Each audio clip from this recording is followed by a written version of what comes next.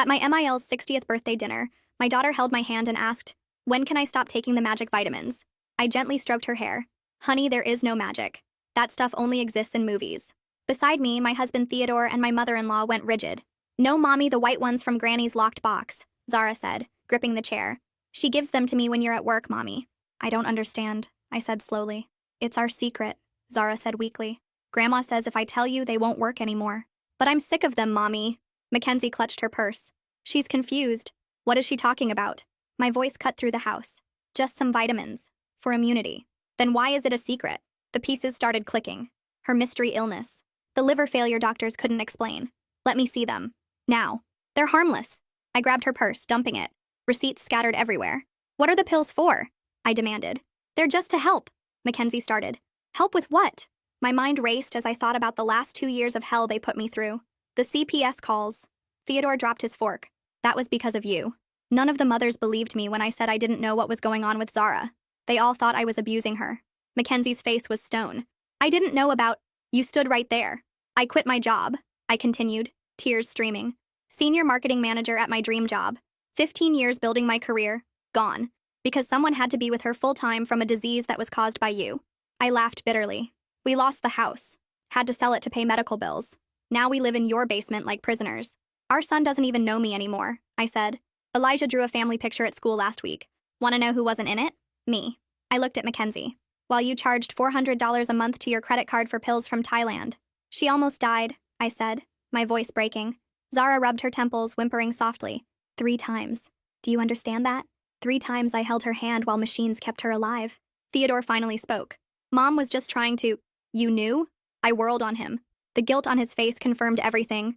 "You knew she was poisoning our baby? What are these pills for?" "They're just supplements, calm down." "She had a seizure in my arms," I said. I glanced at Zara. Her lips had a slight blue tinge now. "In the grocery store. People thought she was dying. I thought she was dying." Zara started crying. Her words came out slurred. "I'm sorry, Mommy. Grandma said if I'm pretty, Daddy won't leave us for Ashley." The room went silent. "What did you just say, baby?" "Grandma promised," she sobbed, swaying dangerously on her feet. "She said when I'm white enough, Daddy will love me and won't leave like he wants to." White enough. Everything clicked. "They're skin-whitening pills," I whispered in horror. I turned to Theodore. "Who's Ashley?" His face went gray. "She's nobody. The one from your LinkedIn? Regional manager at your company?" My voice was rising. Zara's right hand had started twitching uncontrollably as I handed her a plushie. Theodore's phone buzzed on the counter. He lunged for it, but I was faster. "Text from my MIL, sent just now. Don't let her stop treatment now. Dr. Kim says we're close." I scrolled up through the messages. "Increased dose. She's responding well. Skin is definitely lighter." I took a deep breath. "You're coordinating this? Both of you?" Suddenly Zara's eyes rolled to the back of her head. She collapsed, her tiny body convulsing on the floor. "Zara!" I screamed, dropping to my knees. She was seizing violently, foam tinged with blood coming from her mouth. "Stay with Mommy, sweetheart. I've got you." The door burst open. Our son Elijah stood there in his pajamas. "Is Zara dying again?" His voice was flat, emotionless. My 7-year-old son had seen this so many times it didn't even scare him anymore. "Call 911!" I screamed at Theodore, who stood frozen. "Call them now!" I turned Zara on her side, timing the seizure. The blood was getting darker. "I'm calling the police." I reached for my phone, but Mackenzie grabbed my wrist. "No! You can't! Look at her skin, it's working. She's so much lighter than before." I wrenched away, but Theodore caught me from behind, his arms tight around me. "I'm sorry," he sobbed, tears streaming down his face. "I'm so sorry, but we're doing what's best for her, for our family and reputation." With strength I didn't know I had, I broke free and lunged for my phone. But Mackenzie got there first. She snatched it and dialed 911 herself. "Hello? Yes, come quickly, my granddaughter is having a seizure. Her mother has been giving her black market skin whitening pills." I screamed at her to tell them the truth, but she kept talking into my phone, telling them I'd been ordering pills online to hurt my daughter. My baby was still shaking on the kitchen floor, her little body jerking in ways that made my stomach turn. I counted the seconds like I'd learned from all those other seizures, watching the foam at her mouth turn darker with blood. Theodore just stood there frozen while Elijah watched from the doorway with that same empty look he always had when this happened. Mackenzie kept lying to the operator about finding pill bottles in my room, making up details about how she'd been worried about me for months. I grabbed for the phone, but she turned away, still talking about how I'd been acting strange and hiding things. 2 minutes into the seizure now, and Zara's lips were turning blue. I stayed on my knees beside her, keeping her on her side so she wouldn't choke, my hands shaking as I held her head. The operator must have asked something because Mackenzie said yes. She was still seizing. Yes, there was blood. 3 minutes and I heard sirens getting closer. Mackenzie finally hung up and looked at me with this cold expression like she'd won something. The paramedics burst through the door with their bags and equipment, dropping down beside Zara immediately. They asked what she took while one of them started an IV in her tiny arm that was still twitching. I told them about the skin whitening pills from Thailand, how my mother-in-law had been giving them to her in secret for 2 years. The paramedic's face changed when I said Thailand and skin whitening, and he called something to his partner about possible heavy metals. They gave her medicine through the IV to stop the seizure while I explained about the liver failure the doctors couldn't figure out, the mystery illness that had almost killed her 3 times. Mackenzie tried to interrupt, saying I was confused, but the paramedic ignored her and kept working on Zara. The seizure finally stopped after what felt like forever, and they lifted her onto the stretcher. Theodore grabbed my arm when I moved to follow them, saying we needed to get our story straight before the hospital. I yanked away from him so hard he stumbled backward. Mackenzie tried to climb into the ambulance too, but I told the paramedic she wasn't allowed near my daughter, that she was the one who'd been poisoning her. The paramedic looked between us and must have seen something in my face because he blocked Mackenzie from getting in. She started yelling about being the grandmother, about her rights, but he radioed ahead about a possible poisoning case and closed the ambulance doors. In the ambulance, I held Zara's hand while they hooked her up to monitors and gave her more medicine. Her hand was so small and cold in mine. The paramedic asked me to write down everything I knew about the pills, when she took them, how many, what they looked like. I remembered Theodore's phone with all those messages from his mom about dosing and Dr. Kim. I told him about the texts I'd seen, how they'd been coordinating this together, planning when to increase the dose. He wrote everything down while his partner drove fast with the sirens on. Zara's eyes were closed, but she was breathing better now, the blue color fading from her lips. We got to the hospital and they rushed her straight to the emergency room where a doctor was already waiting. Dr. Colin Pierce took over immediately, calling out orders for blood tests and something called a toxicology screen. I pulled out my phone and showed him the screenshots I'd managed to take of Mackenzie's texts about the dosing schedule. His face went pale when he read them, and he told the nurse to call poison control right away. While the nurses worked on getting Zara stable, putting in another IV and attaching more monitors, I told Dr. Pierce everything. The 2 years of her being sick with no explanation, the liver failure that came out of nowhere, the seizures that started 6 months ago.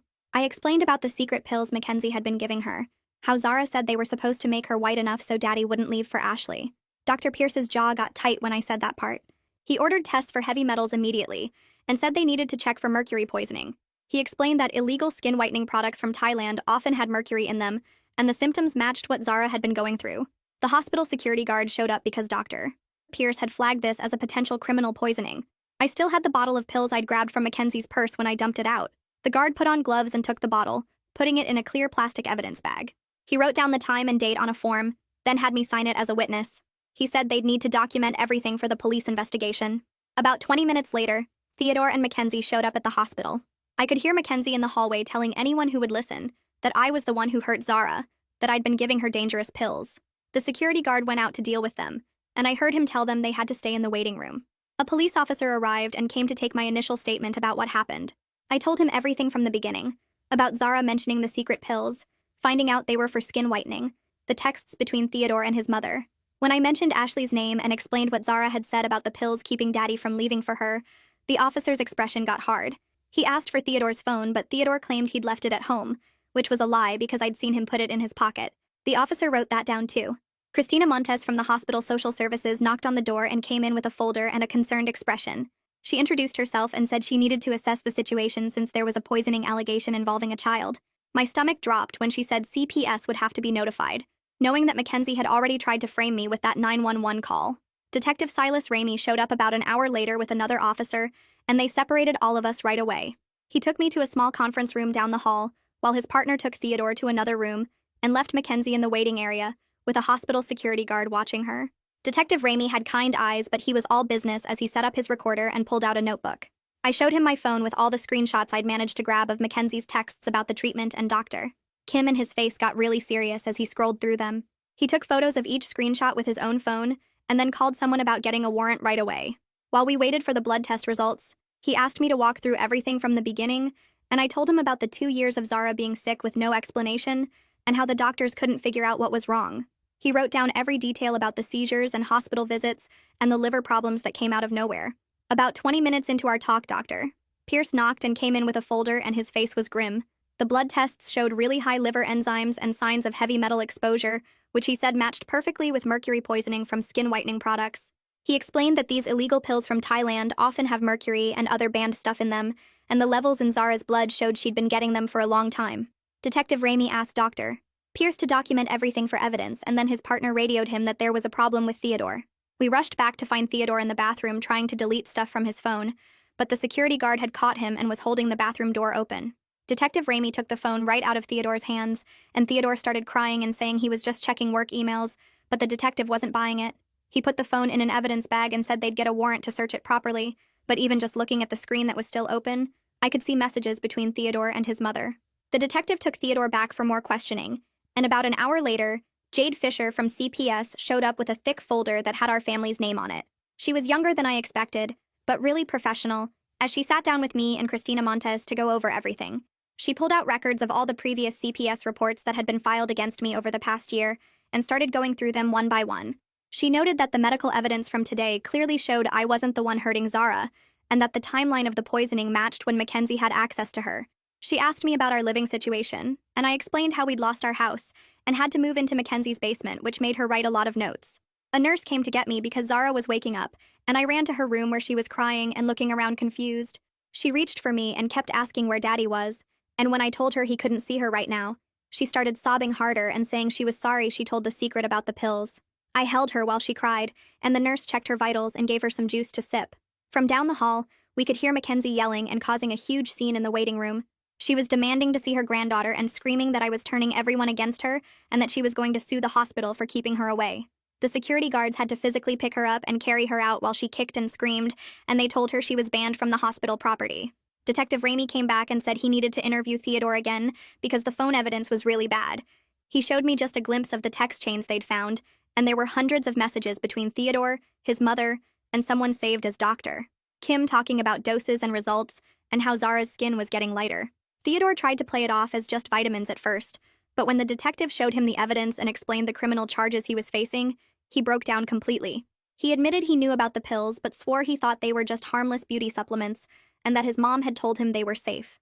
The detective wasn't impressed and kept pushing until Theodore admitted he'd been worried but didn't want to upset his mother or deal with the conflict.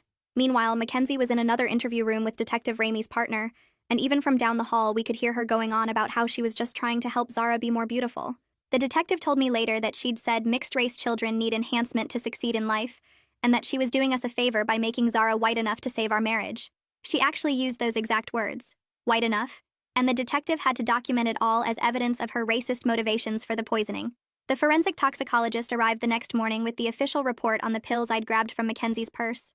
She confirmed they had mercury and a bunch of other banned substances that are common in illegal skin whitening products from Thailand, and that the levels in Zara's system showed she'd been getting them for months or maybe even years. Detective Ramey had been working all night to track down Dr. Kim through the phone number in the texts and finally found him. Turns out he wasn't even a real medical doctor, but just some guy who sells illegal beauty treatments online. And he'd been coaching Mackenzie on how much to give Zara for over a year, with detailed instructions about increasing doses when the results weren't fast enough. Detective Ramey handed me Theodore's phone since it was unlocked and told me to look for anything about Ashley while he stepped out to make calls. I opened his email and my hands shook as I scrolled through months of messages between them. Ashley had written back in March about not wanting to get involved with someone who had such a complicated family situation. Another email from May said she couldn't keep waiting for him to leave his wife. Theodore had replied that his mother was handling things and soon I'd be out of the picture once CPS took the kids. My stomach turned as I read email after email where he promised Ashley they'd be together once his mom fixed the problem with Zara. Jade Fisher from CPS arrived while I was still reading, and she pulled me aside to explain they were creating an emergency safety plan. She said based on the evidence and medical reports, I'd get temporary sole custody immediately. Theodore would only get supervised visits at a facility, and Mackenzie was completely banned from any contact with both kids. The paperwork took forever, but Jade stayed with me the whole time, helping me understand each form. Meanwhile, the hospital pharmacist came to examine the pills from Mackenzie's purse more closely. She identified them right away as a banned product from Thailand that's known for causing organ damage in kids. She took photos of the packaging and secured samples in evidence bags for the police. She told me these specific pills had mercury compounds that were outlawed in the US back in the 90s. Detective Ramey called me over to show me what else he'd found in his investigation. Mackenzie had been getting monthly shipments to a P.O. box she'd rented 2 years ago. The import records showed she'd spent over $10,000 on these pills, ordering them under different names to avoid detection. He had copies of wire transfers and shipping manifests that proved she'd been doing this since right after Zara's 3rd birthday. A woman knocked on the door and introduced herself as Emmeline Graham, a therapist the hospital had called in. She sat with me next to Zara's bed and asked how I was holding up. I couldn't even answer at first because everything was hitting me all at once. She explained that we'd need to talk to both kids about what happened in ways they could understand without making them more scared. She said Zara would need help processing why Grandma hurt her, and Daddy let it happen. Then I broke down completely and told Emmeline about the drawing Elijah made at the school, the one where I wasn't in the family picture at all. I sobbed as I explained how he'd drawn Theodore, Mackenzie, Zara, and himself, but left me out completely. Emmeline held my hand and explained that Elijah's emotional numbness wasn't because he didn't love me. She said watching his sister almost die over and over had caused him to shut down emotionally to protect himself. She called it a trauma response and said he'd excluded me from the drawing because he associated me with all the scary hospital visits. Theodore showed up at the hospital demanding to see me privately. He grabbed my arm in the hallway and said we needed to keep this a private family matter. He actually tried to convince me that taking this to court would hurt the kids more than what his mother did. I pulled away and told him he'd chosen his mother and his mistress over his daughter's life. He kept saying he was trying to protect our family's reputation, but I just walked away. The next morning, Mackenzie's lawyer called the hospital, and I could hear the administrator arguing with him on the phone. The lawyer was threatening defamation lawsuits and demanding access to Zara's medical records. Detective Ramey overheard and told me not to worry about any threats. He said the evidence was overwhelming and no lawyer could make this go away. He'd already talked to the prosecutor who was confident about the criminal charges. That afternoon, the heavy metal panel results finally came back from the lab. Dr. Pierce sat down with me to explain that Zara's blood showed dangerous levels of mercury. He pointed to the charts showing how the levels matched gradual poisoning over 2 years. He said this confirmed everything we suspected about the timeline and proved Mackenzie had been poisoning her since she was 3. The mercury had built up slowly in her system, causing the liver damage and seizures. Jade Fisher had been working all day on the emergency custody paperwork and finally got it in front of a judge. The judge signed immediate no-contact orders that legally banned Mackenzie from coming near either of my kids. Theodore got restricted access, which meant he could only see them during supervised visits at a court facility. The orders were effective immediately and would stay in place until the criminal trial was over. My phone buzzed while I was sitting next to Zara's bed watching her sleep. Theodore texted frantically that cops were tearing apart his mother's house right now. I stared at the message for a second, then deleted it without responding. Detective Ramey had mentioned getting a warrant earlier, and I figured this was it happening. I pulled Zara's blanket up higher and stroked her hair while machines beeped around us. About an hour later, Detective Ramey called to update me on what they found. He said they discovered Mackenzie's locked box hidden in her bedroom closet with 3 more bottles of those pills inside. There was also a handwritten ledger where she'd been tracking every single dose she gave Zara for the past 2 years. The ledger had dates and notes like skin getting lighter and increased dose next week, written in Mackenzie's handwriting. They also found printed emails from Dr. Kim with detailed instructions about how much to give based on Zara's weight and age. The emails went back 18 months and showed Mackenzie asking questions about side effects that she clearly knew were dangerous. Detective Ramey said this was solid evidence for the prosecution, and they were building a strong case. After hanging up, I decided to reach out to some of the moms from Zara's school, who had called CPS on me over the past year. I sent messages explaining what really happened, and how Mackenzie had been poisoning Zara while making it look like I was neglecting her. Most of them were shocked, and several apologized for jumping to conclusions about me. One mom named Sarah called me crying and said she felt terrible for believing Mackenzie's lies. Then Sarah forwarded me something that made my stomach drop. It was a group text from 6 months ago where Mackenzie was spreading rumors about my neglect and mental instability to all the school moms. She'd written things like how I was too depressed to care for my kids and how she was worried about their safety with me. Reading those messages, I realized she'd been setting me up as the fall guy all along in case anyone discovered what she was doing to Zara. The next morning, Dr. Pierce sat down with me in Zara's room to explain her long-term prognosis. He said with proper treatment she should recover from the mercury poisoning, but she'd need monitoring for years to make sure her organs were healing. He explained there might be some permanent liver damage that wouldn't show up until she was older. He also said she'd need blood tests every month for at least a year to track her mercury levels going down. I asked about brain damage, and he said the scans looked okay, but we wouldn't know for sure until she was back in the school. He recommended keeping her on a special diet to help her liver heal, and gave me a list of foods to avoid. 3 days later, I had Jade Fisher serve Theodore with divorce papers during his first supervised visit with the kids. The supervisor told me later that he broke down crying when he got the papers, but still kept insisting he was just trying to keep the family together by going along with his mother's plan. He apparently spent the whole visit trying to convince Elijah that Daddy still loved them, even though he couldn't come home anymore. Elijah just sat there playing with blocks and barely looked at him. The custody hearing happened 2 weeks after that, and Theodore's lawyer tried to argue for joint custody. But when the judge asked Theodore directly about the text messages, he had to admit under oath that he'd been having an affair with Ashley for 8 months. His credibility completely fell apart when he tried to claim he didn't know the pills were dangerous, even though the prosecutor showed texts where he discussed side effects with his mother. The judge looked disgusted and gave me full temporary custody, with Theodore only getting 2 hours of supervised visits per week. That same day, Ashley sent me a message on Facebook saying she wanted nothing to do with any of this mess. She claimed she didn't know about the poisoning and said Theodore had told her we were already separated when they started dating. She mentioned that everyone at their company was talking about the scandal, and she was transferring to their Chicago office to get away from it all. She ended the message by saying she was sorry for my pain, but she was a victim too because Theodore had lied to her. I didn't bother responding. Detective Ramey called me the next week to tell me about his phone interview with Dr. Kim, who was still in Thailand. Dr. Kim claimed he only sold nutritional supplements and had no idea they could be dangerous for children. But Ramey said prosecutor Damon Wallace was working with international authorities to file charges against him for selling illegal drugs. They'd found evidence that Dr. Kim had been selling these mercury-laced pills to parents all over the world.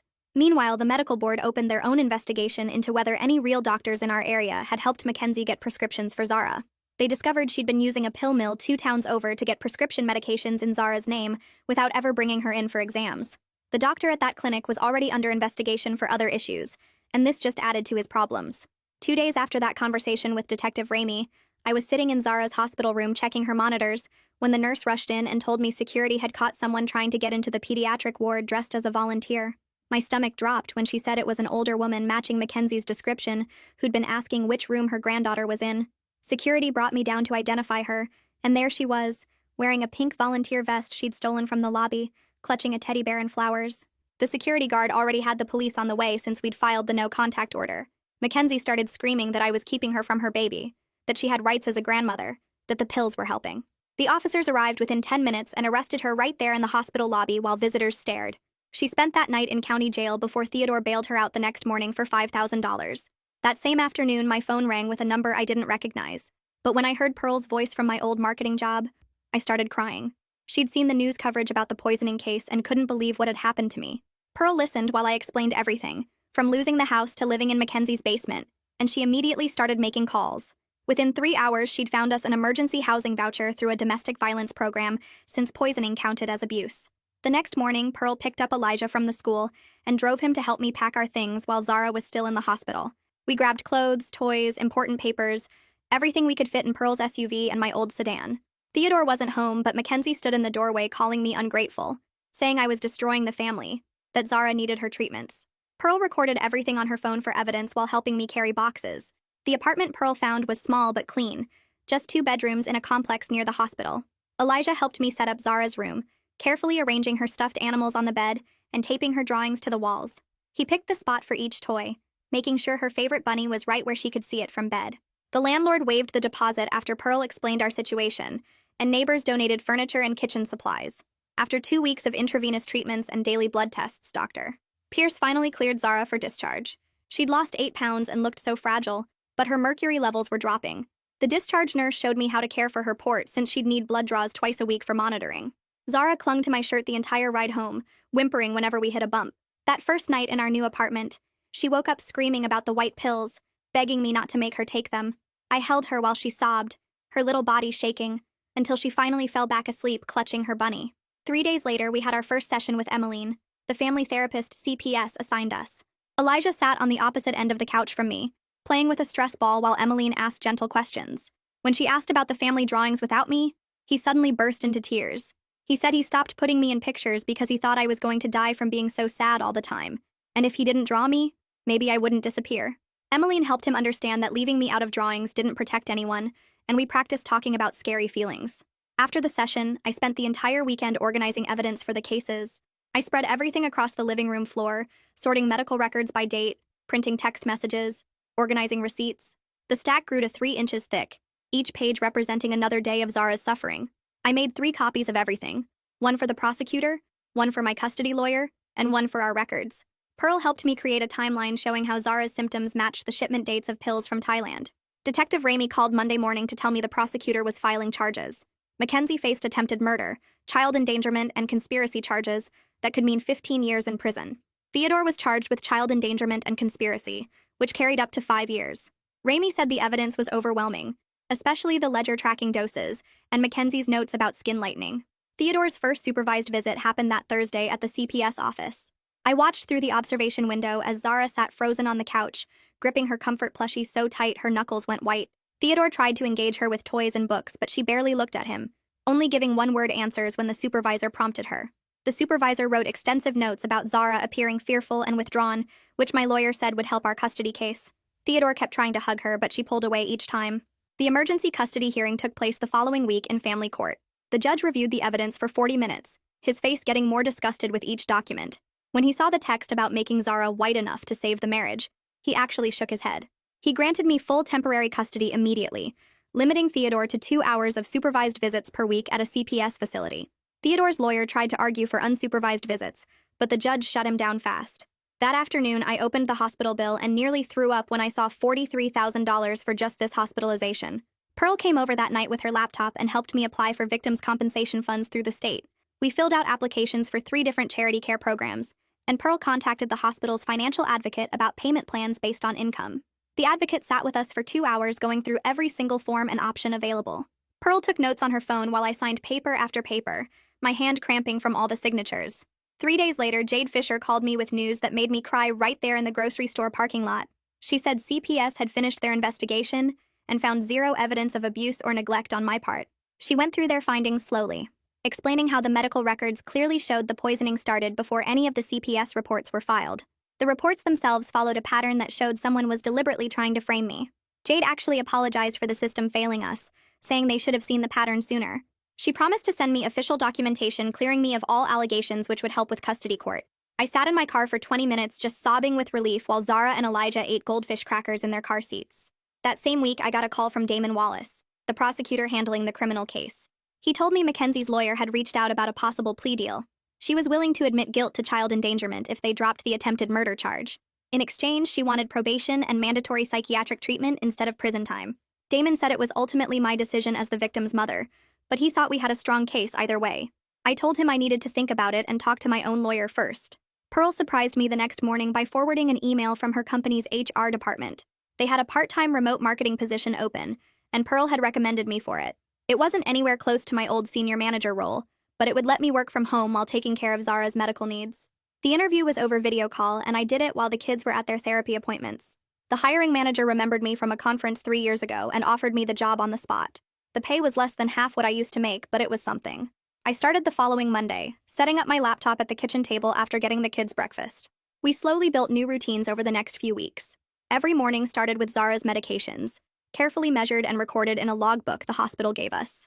Mondays and Thursdays were therapy days for both kids. Tuesdays, Zara had blood draws to check her mercury levels. Wednesdays were for grocery shopping and laundry. Fridays were Theodore's supervised visits at the CPS office. Our dinners became quiet affairs with just the 3 of us. No more walking on eggshells around Mackenzie's moods or Theodore's guilt. I started reading to both kids every night before bed, something I hadn't done in over a year because I'd been too exhausted from Zara's medical crises. Zara picked the same princess book every single night and would fall asleep clutching her bunny while I read. Elijah pretended he was too old for bedtime stories, but always found excuses to sit on Zara's bed while I read. One night, Zara actually smiled when the princess in the story saved herself instead of waiting for a prince. It was the first real smile I'd seen from her in months. About 6 weeks after we'd moved into our apartment, Elijah's teacher called me. She said he'd drawn a new family picture during art class and wanted to make sure I saw it. When I picked him up that afternoon, she handed me the drawing with tears in her eyes. There I was in the center, holding both kids' hands, with huge smiles on all our faces. Elijah had written at the bottom in his careful printing that his mommy saved them. His teacher said he'd spent the whole art period working on it and telling the other kids about how brave his mom was. I ugly cried right there in the classroom while Elijah hugged my legs. Theodore started his court-mandated parenting classes the following week. The judge had ordered 12 weeks of classes plus individual therapy focusing on his enabling behavior. His supervised visits with the kids continued at the CPS office with a social worker taking notes. He'd started to accept this was his consequence for what he'd allowed to happen. During one visit, he actually admitted to Zara that he'd been wrong to let Grandma give her the bad medicine. It was the first time he'd taken any real responsibility. Zara didn't respond, but the supervisor noted it in her report as progress. 2 months after the initial arrest, Mackenzie's lawyer called Damon again. She was ready to take the plea deal and admit guilt to child endangerment. The agreement included 5 years probation, 500 hours of community service at a children's hospital, and mandatory counseling specifically addressing her racist beliefs about skin color and beauty. The judge would have to approve it, but Damon thought it would go through. Part of me wanted her in prison, but I also wanted this over, so we could move forward. I told Damon to accept the deal. The next week brought shocking news from overseas. Dr. Kim had been arrested in Thailand after one of his other victims died. The investigation revealed he'd been selling his poison to families in 12 different countries. Dozens of children had been hospitalized, and at least 3 had died from his treatments. The Thai government agreed to extradite him to face charges here since we had the strongest case with all the evidence from Mackenzie's messages. His arrest made international news, and suddenly my phone was blowing up with interview requests that I ignored. A few days after the news broke, I got a Facebook message from a mom named Sarah whose daughter was in Zara's class. Her son had special needs from a genetic condition, and she wanted to know if I'd like to meet for coffee.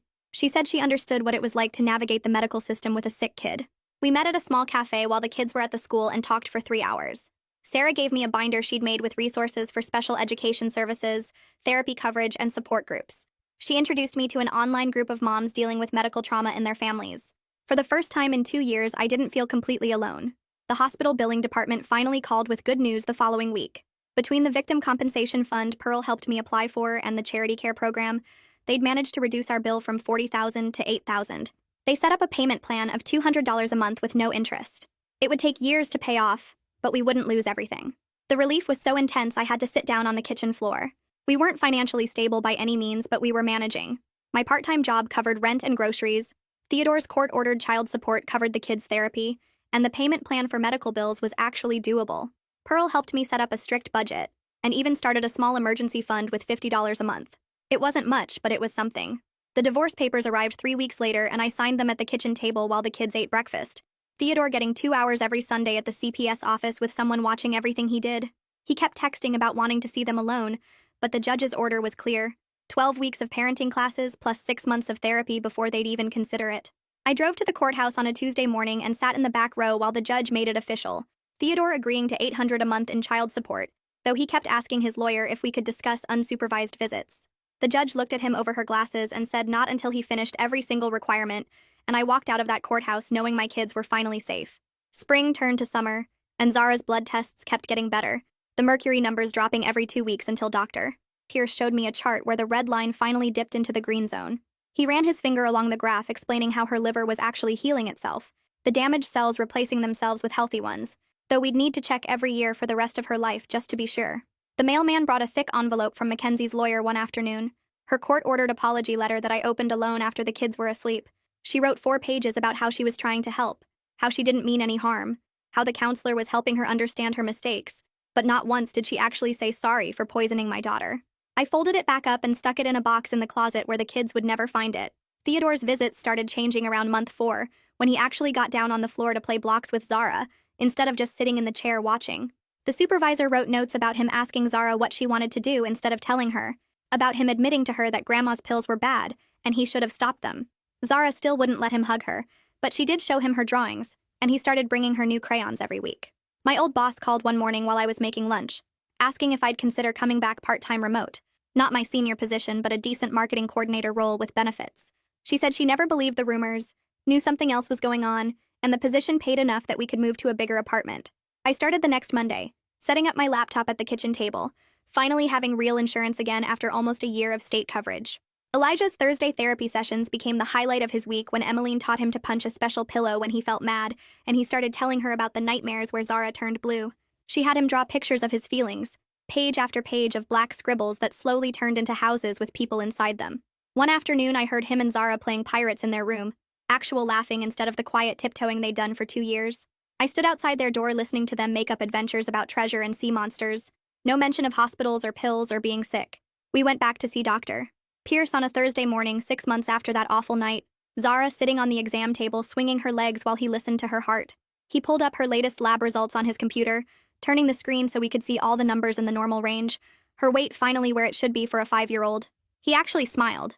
A real smile, not the worried doctor face I'd seen for 2 years, telling us she was thriving. Her skin, its beautiful natural color that made her look like herself again.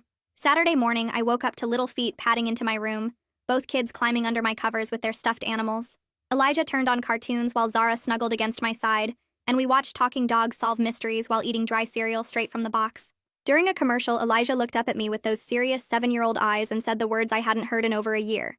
We weren't perfect. The medical bills still came every month, and Theodore still texted about wanting more time, and Mackenzie still sent letters through her lawyer, but right there in my bed with both kids safe and getting better, we were exactly where we needed to be. Thanks for hanging out and exploring all this with me today. Really made it more interesting to go through together. Until we meet again, subscribe for more content like this.